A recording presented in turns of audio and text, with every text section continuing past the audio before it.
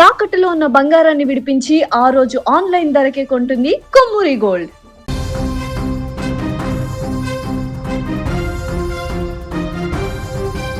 తూర్పుగోదావరి జిల్లా రాజమండ్రిలో తీవ్ర విషాదం చోటు చేసుకుంది. పిఠాపురానికి చెందిన పంచాయతీరాజ్ ఏఈ కుటుంబం గోదావరిలో దూకి ఆత్మహత్య యత్నానికి పాల్పడింది. ఏఈతో పాటు ఆయన కుటుంబంలోని మరో ముగ్గురు గోదావరిలో దూకగా స్థానికంగా ఉండే మత్స్యకారులు ఒకరిని కాపాడగలిగారు. మిగతా ముగ్గురు వ్యక్తులు గల్లంతయ్యారు. గల్లంతైన వారి ఆచూకీ కోసం తీవ్రంగా గాలిస్తున్నారు. పిఠాపురానికి చెందిన పంచాయతీరాజ్ ఏఈ నూకరాజు కుటుంబ సభ్యులు రాజమండ్రి రోకం రైల్వే బ్రిడ్జిపై నుంచి గోదావరిలోకి దూకారు. నూకరాజు ఆయన భార్య మీనా, కుమార్తె సౌజన్య, 10 ఏళ్ల మనవడు కలిసి గోదావరిలో దూకినట్లు తెలుస్తోంది. అయితే ఈ ఘటనలో 60 ఏళ్ల నూకరాజు, 58 సంవత్సరాల ఆయన భార్య మీనా, 34 సంవత్సరాల కుమార్తె సౌజన్య గోదావరిలో గల్లంతయ్యారు. నూకరాజు మనవడిని స్థానికంగా ఉండే మత్స్యకారులు గుర్తించి ప్రాణాలతో కాపాడారు. రిటైర్మెంట్ కు దగ్గరగా ఉన్న పంచాయతీరాజ్ ఏఈ నూకరాజు 60 సంవత్సరాల వయసులో కుటుంబంతో సహా ఇలా చేయడం అందరినీ ఆశ్చర్యానికి గురిచేస్తుంది. రైట్, ఇదే అంశానికి సంబంధించి మరింత సమాచారాన్ని మా ప్రతినిధి అరుణ్ తేజ్ అందిస్తారు. అరుణ్ తేజ్, అసలు ఘటనకు సంబంధించి కారణం ఏంటి? నూకరాజు ఏమైనా లేఖ రాసారా? అందులో ఎలాంటి విషయాలు వెల్లడించారు? టోటల్ గా డీటెయిల్స్ ఏంటి? దీపిక, రాజమండ్రి గోదావరి నదిలో దూకి కాకినాడ జిల్లా పిఠాపురం మండలం పంచాయతీరాజ్గా ఏఈగా పనిచేస్తున్న టి నూకరాజు కుటుంబంతో సహా ఆత్మహత్యకు పాల్పడటం జరిగింది. ఈయనతో పాటు అంటే ఏఈ నూకరాజుతో పాటు ఆయన భార్య మీనా, కుమార్తె సౌజన్య, 5వ తరగతి చదువుతున్న మనవడు కార్తికేయ కూడా ఉన్నారు. అదృష్టవశాత్తు మనవడికి ఈత రావడంతో గోదావరిలో దూకిన తర్వాత కొట్టుమిట్టాడటంతో బాలుని చూసిన అక్కడ మత్స్యకారులు చాకచక్యంగా కార్తికేయని రక్షించడం జరిగింది. మిగిలిన ముగ్గురు కూడా నదిలో కొట్టుకుపోయారు. అంటే ఉమ్మడి తూర్పుగోదావరి జిల్లా వ్యాప్తంగా సంచలనం కలిగింది ఈ ఘటనలో. అంటే చాలా దారుణమైన విస్తుపోయే నిజాలు కూడా బయటపడుతున్నాయి. ఏఈ తాను స్వయంగా రాసిన మరణవాంగ్మూలం లేఖ కూడా బయటపడింది. దాన్ని పోలీసులు కూడా స్వాధీనం చేసుకున్నారు. అంటే ఆ కుటుంబం ఆత్మహత్యకి కేవలం వేధింపులే కారణంగా కూడా తెలుస్తుంది.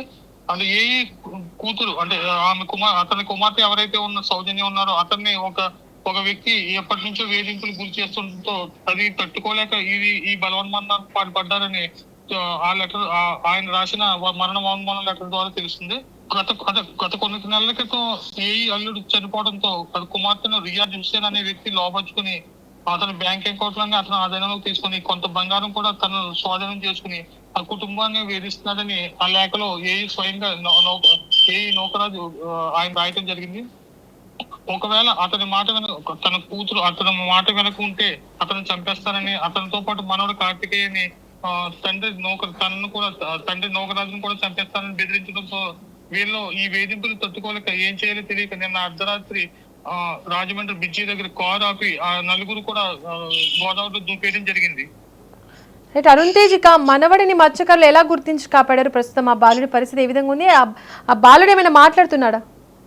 అంటే బాలుడి పరిస్థితి ప్రస్తుతం నిలకడగానే ఉంది. ఆ మనవడు 5వ తరగతి చదువుతున్నాడు. తనకి కొత్తగా ఈత రావడంతో, స్కూల్లో నేర్చుకుంటూ ఈత రావడంతో గోదావరిలోని కొట్టుకుంటుంటూ ఈత వచ్చి కొట్టుకుంటుంటూ దగ్గరగా ఉన్న మత్స్యకారులు, వేటలో ఉన్న మత్స్యకారులు చూసి దగ్గరికి వెళ్ళి ఆ బాలుని అయితే రక్షించడం జరిగింది. అతను చెప్పిన విషయాలను బట్టే వీళ్ళు పంచాయతీరాజులో చేస్తున్న నూకరాజు అని మిగతా మొత్తం నలుగురు దూకేసామని ఆ బాలుడు చెప్పడం బట్టే మొత్తం ఈ విషయాలన్నీ తెలిసింది. ఆ బాలుడు ప్రస్తుతం అతని పరిస్థితి మాత్రం చాలా నిలకడగానే ఉంది. ఎటువంటి ప్రాణాపాయం లేదని కూడా తెలుస్తుంది. అరుణ్ తేజ్, ఈ కుటుంబం గోదావరిలో దూకే సమయంలో అక్కడ ఎవరైనా ప్రత్యక్ష సాక్షులు ఎవరైనా ఉన్నారా?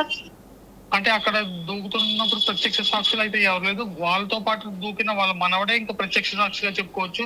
దూకిన వెంటనే కొంత వరకు ఒక 10 నుంచి 15 నిమిషాల వరకు దూకిన తర్వాత ఈత కొట్టడం చూసి అక్కడ మత్స్యకారులు పడవల్లో అంటే గోదావరిలో వేటకుల్లో ఉన్న మత్స్యకారులు చూసి వెంటనే వెళ్ళి రక్షించడం జరిగింది. కేవలం అతను మనవడు చెప్పిన దాన్ని బట్టే ఇదంతా తెలిసింది. అంటే ఆయన పంచాయతీరాజ్ ఏఈ అని వీళ్ళ మిగతా ముగ్గురు దూకేశారని తెలిసింది. తర్వాత దర్యాప్తులో నూకరాజు లెటర్ కూడా దొరకడం జరిగింది. రైట్, అరుణ్ తేజ్, ఘటనకు సంబంధించి ఇటు పోలీసులు ఏం చెప్తున్నారు? అంటే ఈ కుటుంబం సహా గోదావరిలో దూకుని కావడంతో మొత్తం అధికారులు అంతా అప్రమత్తం అయ్యడం జరిగింది. అంటే బయటపడ్డ మనవడు కార్తికేయ ఇచ్చిన ఆనవాళ్ళతో మృతదేహం కోసం అదే ఇక్కడ గోదావరిలో గజ ఎత్తుగాలతో అయితే గాలింపు చర్యలు చేపడుతున్నారు. మరోపక్క పంచాయతీరాజ్ సిబ్బందిని ఏఈ బంధువులను కూడా పోలీసులు విచారిస్తున్నారు. పోలీసులు చెప్పింది ఏంటంటే ఈ లెటర్ ద్వారా మేము మొత్తం దీని మీద దర్యాప్తు చేసిన తర్వాత మేము ఏదైనా చెప్పగలం అని చెప్తున్నారు. లెటర్ కూడా పోలీసులు స్వాధీనం చేసుకోవడం జరిగింది. ఎవరైతే రియాజ్ హుస్సేన్ అన్న వ్యక్తి ఉన్నాడో అతన్ని అదుపులో ఇంకా తీసుకోలేనట్టు తెలుస్తుంది. నిందితుడు ప్రస్తుతం ఎక్కడున్నాడు ఉన్నట్లుగా తెలుస్తోంది. అంటే ప్రస్తుతం నిందితుడు అయితే పిఠాపురంగా చేస్తున్నారు. షూటింగ్ కి సంబంధించి గేమ్ లో కోచ్ గా తెలుస్తుంది. ఆ కోచ్ తన కొడుకుని తీసుకెళ్తున్న సమయంలో అంటే కోచింగ్ కి తీసుకెళ్తున్న సమయంలో ఇతను పరిచయం అయినట్టు తెలిసింది.